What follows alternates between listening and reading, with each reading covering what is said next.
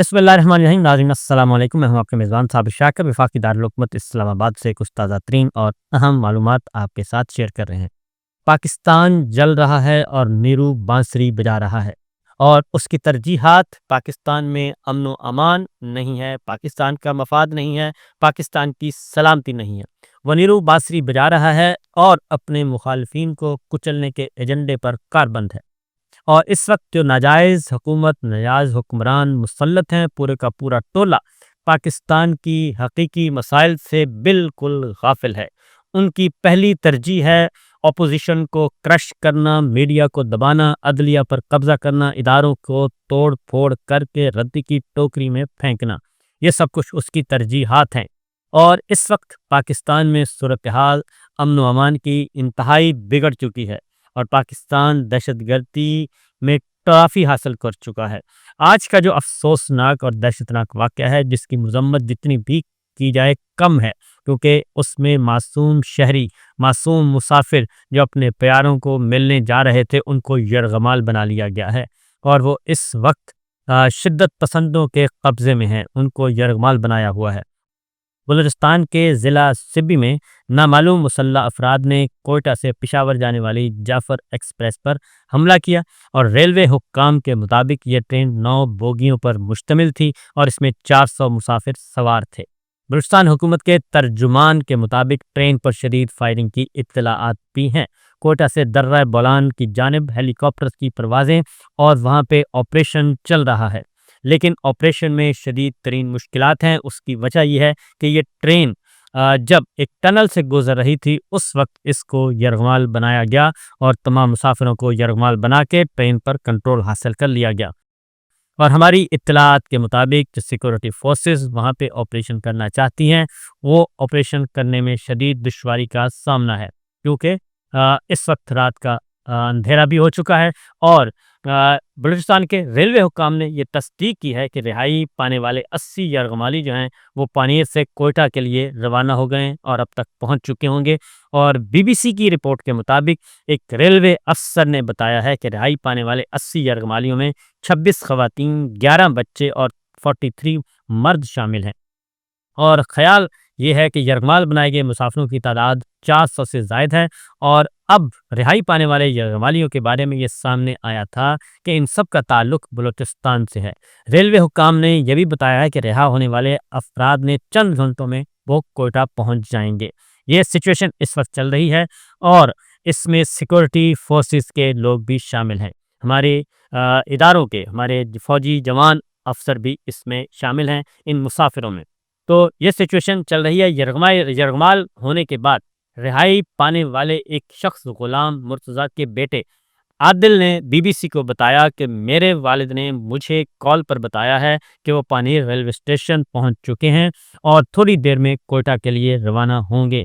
Signal کے مسئلے کی وجہ سے جو ہے وہ کال کٹ گئی تھی۔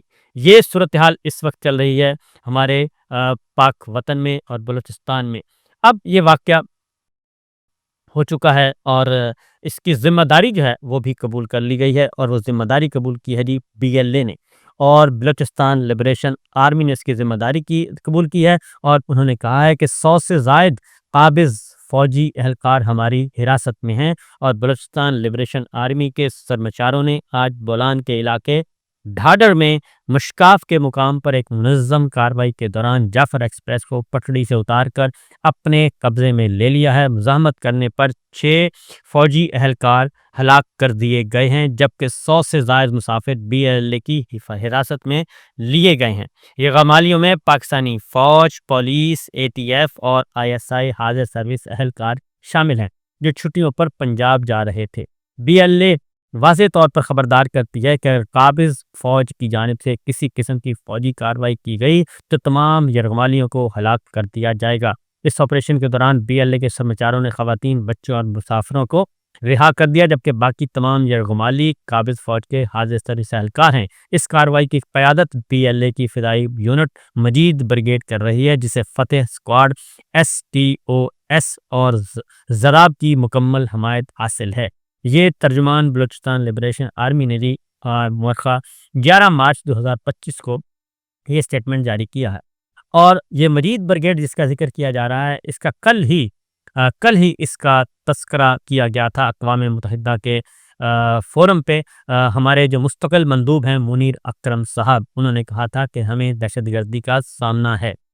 سوال یہ پیدا ہوتا ہے کہ کچھ عرصہ پہلے جو وفاق کی جو نمائندگی کرتے ہیں، ان کو وفاق پر جو بات کرتے ہیں، آئین پاکستان پہ بات کرنا چاہتے ہیں، ان تمام آوازوں کو دبایا جا رہا ہے اور ان کی بات سننے کے لیے کوئی تیار نہیں ہے۔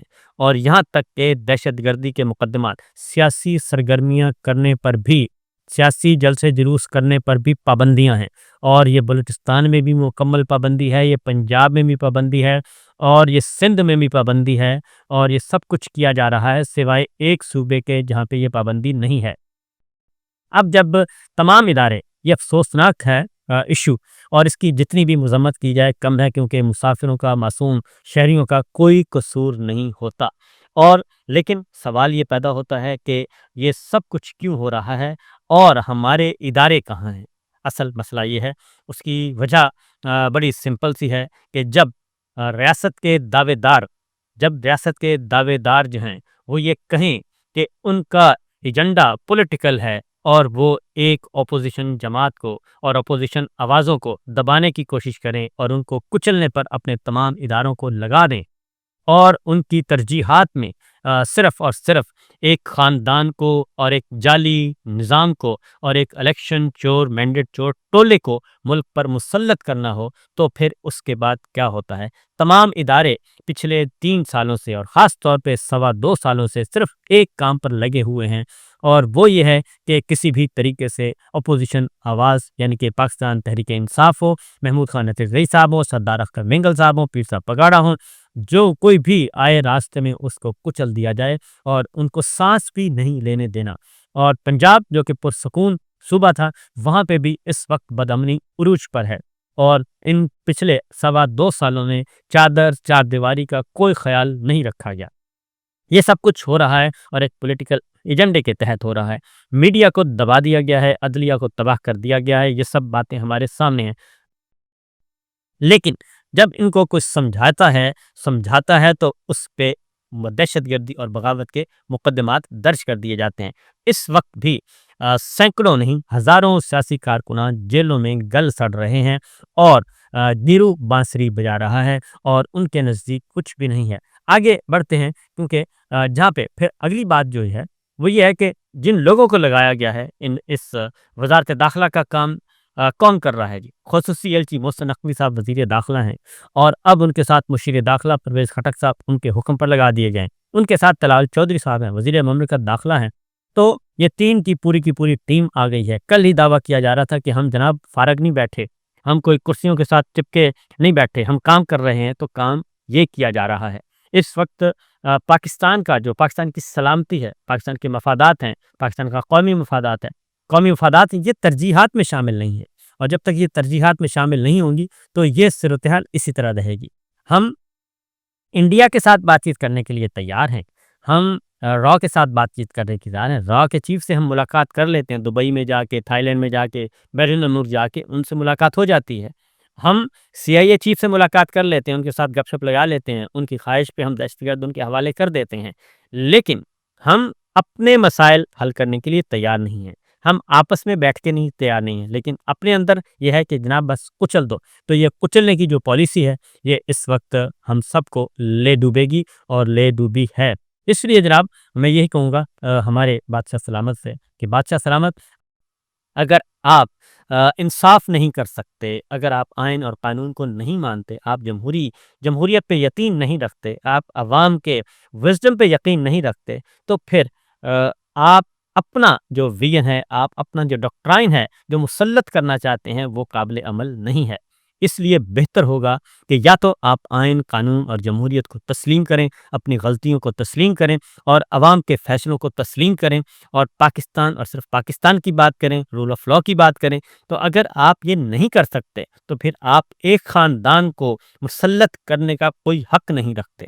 آئے خاندان کبھی بھی مسلط نہیں ہو سکے گا۔ ایک خاندان کی غلامی نہ ادارے قبول کریں گے، نہ عوام قبول کرے گی، کیونکہ پاکستان बहरहाल एक आइन उसके पास मौजूद है, पाकिस्तान के अवाम के पास मौजूद है। इसलिए अगर आप ये नहीं कर सकते तो आपको इस्तीफ़ा दे देना चाहिए। आप अपने घर जाएँ, अपना आराम करें और ये ज़िम्मेदारी, भारी भरकम ज़िम्मेदारी किसी अहल शख़्स को दें जिसका विज़डम बड़ा वाइड विज़डम हो और जो अक्रॉस द बोर्ड सबको लेके साथ चलने की सकत रखता हो, जो सिस्टम को के अंदर रहकर काम करने की आदत हो जिसे, और जो समझ सके कि पाकिस्तान के मसाइल क्या हैं। वन मैन शो पाकिस्तान में ना पहले कभी कामयाब हुआ, ना आइंदा कभी होगा। इसलिए फ़र्द वाहिद की हुक्मरानी दुनिया भर में कहीं भी तस्लीम नहीं की जाती। और यहाँ तक कि अब तो जिन मुमलिकतों में बादशाहत है, शाही निज़ाम है, वहाँ पे भी एक शुराई निज़ाम मौजूद है, वहाँ पे भी शूरा है, वहाँ पे भी इदारे हैं और वहाँ पे भी उनकी आवाज़ सुनी जाती है, वहाँ पे भी थिंक टैंक्स हैं। तो उसके बाद वहाँ पे भी बुनियादी इंसानी हकूक़ की बात हो रही है और वो लोग भी अपना विज़न आगे बढ़ा रहे हैं। लेकिन हमारे यहाँ ये सिचुएशन नहीं है। तो सूरत-ए-हाल इस वक़्त जो लेटेस्ट सिचुएशन है जनाब, पाकिस्तानी हेलीकॉप्टर्स ढाढर पहुँचे हुए हैं, शेलिंग हो रही है और गोला बारूद फेंका जा रहा है, झड़पें जारी हैं, लेकिन अभी तक सूरत-ए-हाल जो है वो कंट्रोल में नहीं है, क्योंकि हमारे सिक्योरिटी ज़राए के मुताबिक और वहाँ पे मुकामी लोगों के मुताबिक जो मैंने सिचुएशन समझने की कोशिश की, उस सिचुएशन में वो कहते हैं कि जी मुमकिन नहीं है कि इस तरह के ऑपरेशन में कोई खैर की खबर आना। लेकिन हम फिर भी ये कहेंगे कि मासूम मुसाफिरों का कोई कसूर नहीं है और बैठ के बात करनी चाहिए और मुसाफिरों के साथ कोई मुसाफिरों से बदला नहीं लेना चाहिए और इसलिए बेहतर यही होगा कि सब मिल बैठें और सब मिल बैठकर मसाइल को हल करने की कोशिश करें और दोबारा से रीथिंक करें जनाब। बादशाह सलामत भी और बादशाह सलामत के साथ उनकी टीम भी उस सारी सिचुएशन को दोबारा देखे। लेकिन हमारा मीडिया क्या है, हमारे मीडिया की तरजीहात आज भी ये बताई गई हैं कि आपने सिर्फ और सिर्फ किस पे बात करनी है, आपने एक ही काम करना है और वो है कि पाकिस्तान तहरीक इंसाफ की लड़ाई और इसको हाईलाइट करें। अगर आप पाकिस्तान टीवी चैनल्स के प्रोग्राम आज अगर आपने ऑब्जर्व किए हों तो उसमें इस वाक़े की रिपोर्टिंग ही नहीं है। ये बता रहे हैं हमें, वॉइस ऑफ अमेरिका बता रहा है, ये वॉइस ऑफ जर्मनी हमें रिपोर्ट कर रहा है, ये बीबीसी रिपोर्ट कर रहा है, आलमी ज़राए अबलाग हमें रिपोर्ट कर रहे हैं। लेकिन पाकिस्तान का मीडिया इस वक्त टीवी स्क्रीन पे जाएँ, टॉक शोज़ देखें, प्रोग्राम देखें, खबरें देखें तो सब अच्छा है कि आवाज़ आ रही है। ये है सिचुएशन, ये सूरत-ए-हाल। हम दुआ कर सकते हैं अल्लाह ताला हम सबका हामी और नासिर हो और बादशाह सलामत को हिदायत दे कि वो अपने पॉलिसियों पे नज़रसानी करें, वरना फिर वो घर जाएँ। इजाज़त दीजिए, अल्लाह हाफ़िज़।